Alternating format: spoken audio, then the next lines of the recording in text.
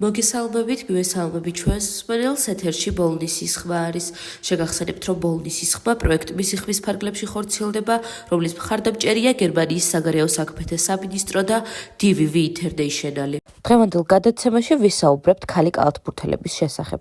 ქალთა კალათბურთი იგივე კალათბურთია, რასაც მამაკაცები თამაშობენ, მაგრამ მისი ისტორია და განვითარება განსხვავებული იყო. ქალთა კალათბურთი პოპულარული გახდა მე-20 საუკუნის პირველ ნახევარში, ხოლო დღესდღეობით მას მნიშვნელოვანი ადგილი აქვს მსოფლიო სპორტში. ქალთა კალათბურთი ეროვნულ და საერთაშორისო დონეზე ძალიან წარმატებულია, როგორიცაა NBA, მსგავსი ლიგები, სადაც არსებობს ქალთა პროფესიონალური კალათბურთი. ბევრი ქვეყანა ახორციელებს ქალთა კალათბურთის ეროვნულ ლიგებს და აქვს ეროვნული ნაკრებები, რომლებიც საერთაშორისო ტურნირებზე მონაწილეობენ. ქალთა კალათბურთი ითვალისწინებს იგივე წესებს, რაც მამაკაცთა კალათბურთში, მაგრამ ზოგადად ამ თამაშში განსხვავებები არსებობს. ძალის მომხრეების დონე, ფიზიკური მოთხოვნილებები, ტექნიკური შესრულება და სტრატეგია. თანდათანობით ქალთა კალათბურთი იღებს უფრო და უფრო დიდ აღიარებას, ხოლო ქალთა მოთამაშეები სულ უფრო ხშირად ადრინდელ კალათბურთელებს ან უფრო ცნობილ სპორტსმენებს ემსგავსებიან. ქალები კალათბურთში მნიშვნელოვან როლს ასრულებენ და მათი მონაწილეობა ამ სპორტში მსოფლიოში სულ უფრო იზრდება. ქალთა კალათბურთი სხვადასხვა ქვეყანებში აქვს როგორც პროფესიონალური, ასევე უბრალოდ ჩვეულებრივი საშუალო დონის ლიგები, რაც ხელს უწყობს სპორტის პოპულარიზაციას.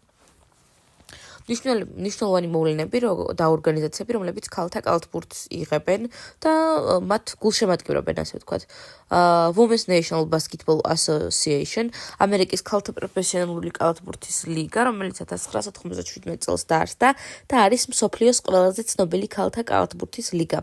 კალათბურთის მსოფლიო ჩემპიონატები, ქალთა ნაკრებები იღებენ მონაწილეობას მსოფლიო ჩემპიონატებზე, სადაც მსოფლიოს საუკეთესო გუნდები ირიცხებიან. ევროპის ჩემპიონატები, ქალთა კალათბურთი პოპულარულია ევროპაშიც და ქალთა ევროპის ჩემპიონატები მნიშვნელოვან ტურნირებს წარმოადგენს. კალათბურთში ქალთა წარმატება განპირობებულია მათი შესანიშნავი ტექნიკური უნარებით, ვარჯიშით და ფიზიკური მზაობით. ბოლო ათწლეულებში ბევრი ქალი მოთამაშე გამოჩნდა, რომელიც მსოფლიო დონის ვარსკვლავად იქცა. მათ შორის არიან ლინსი ვაილანი, შარპი ჯონსი, ტაირა რაგინსი და სხვა. ქალები არა მხოლოდ პროფესიონალურ დონეზე, არამედ კალათბურთის სხვა ასპექტებშიც აქტიურად არიან წარმოდგენილი, როგორიცაა მწვრთნელობა, მსაჯობა და სხვა. ძალიან დიდი მადლობა იმისთვის, რომ იყავით ჩემი დღევანდელი გადაცემის მსმენელი. მე დღეისთვის გემშვიდობებით, ხოლო გიტოვებთ ჩვენს მეგობრებს თეთრი კარვიდან, მოусვიდეთ, იხალისეთ და ბედნიერ კვირას გისურვებთ.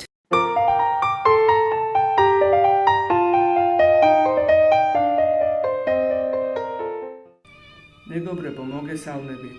დღეს თეთკარავში შევიკრიბეთ სკოლის პედაგოგები არ გვეყოლება წამყვანი, რადგან დროისედაც მცირეა და პრობლემები უამრავი. მე დაწყებითის პედაგოგი გახლავარ და ხოლო ჩემს გულის ტკივილზე ვილაპარაკებ. ჩემი გადასაწყვეტი არ არის სამწუხარო, ბავშვს რომელიც სახელმძღვანელოთი შევასწავლოთ ესა თუ ის საგანი. ჩემი მოვალეობა იმ წიგნის სწავლება, რაც დამტკიცებულია განათლების სამინისტროს მიერ. მაგრამ გეკითხებით, რა გულით უნდა ავუხსნა გაკვეთილი და შევაყარო პატარებს ის, რაც თავად არ მომწონს და ყოველი ტექსტის მიმართ შინაგანი პროტესტი მაქვს. ძალიან გთხოვთ მშობლებს, ბებიებს, ბაბუებს, გადახედეთ იმ წიგნებს, რითაც თქვენი შვილები განათლებას იღებდნენ და დაფიქრდით მოგწონთ, ან თუ მოგწონთ, რა ნიშნით მოგწონთ. იქნებ ჩვენს გავაგებინოთ. თუ წაიკითხავთ, ბევრი ფიქრი არ დაგჭირდებათ იმაზე, რომ თუნდაც პირველი წიგნი, რომლითაც პატარები მშობლიურ ლიტერატურას უნდა ეზიარონ, ახლოსაც ვერ მივა იაკობ გოგებაშვილის დედაენასთან. მაშინ რა ხდება? რატომ ვცვლით? თუ უკეთეს ვერაფერს ვთავაზობთ პატარებს. დაწყებითი სკოლა ხომ საძირკველია, რაზეც მერე უნდა დაშენდეს ყველაფერი. ძალიან გთხოვთ, ყველა მიფიქრეთ ამაზე, ეს მთელი ერის საზრუნავია და იქნებ გამოსავალი ერთად გამოვნახოთ. ნუ დაუსახიჭრებთ ბუნებას პატარებს. მერე ძალიან გვიან იქნება, ხომ გახსოვთ ყველას ჩვენი ბრძენი წინაპრები, რასაც გვეუბნებოდნენ. თუ საძირკველი დანგრეულია, მაშინ კედლების აშენებისთვის ყოველი შრომა დაკარგულია. მოგესალმებით.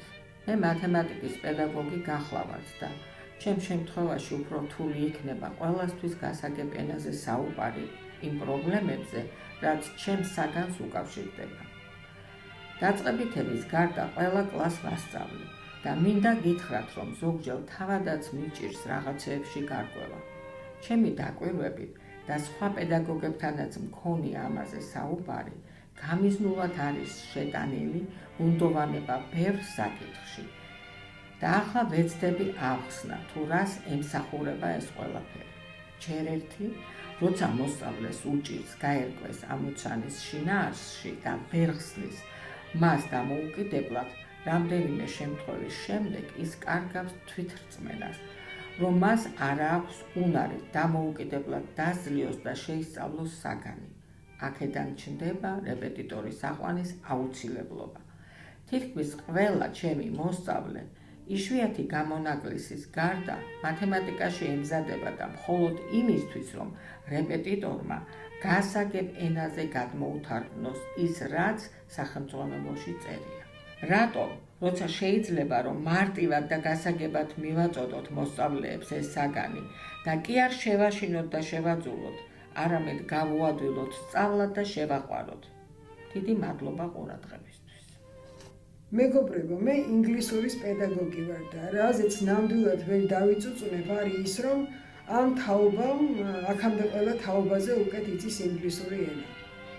ეს ეხება ნებისმიერი ასაკის ბავშვებს, სულ პატარებიდან დაწყებული უფროს კლასელები დამთავრებული. მაგრამ რა ხდება? ჩემთვის უდიდესი და გადაუჭრელი პრობლემაა მათი დამოკიდებულება მობილურების მიმართ. ვერანაირად ვერ ვახერხებ მათი ყურადღების ბოლომდე მიპყრობას. განუწყვეტლივ ტელეფონში არიან თავჩარგულები და საერთოდ ამაზე მეტად არც არაფერი აინტერესებთ.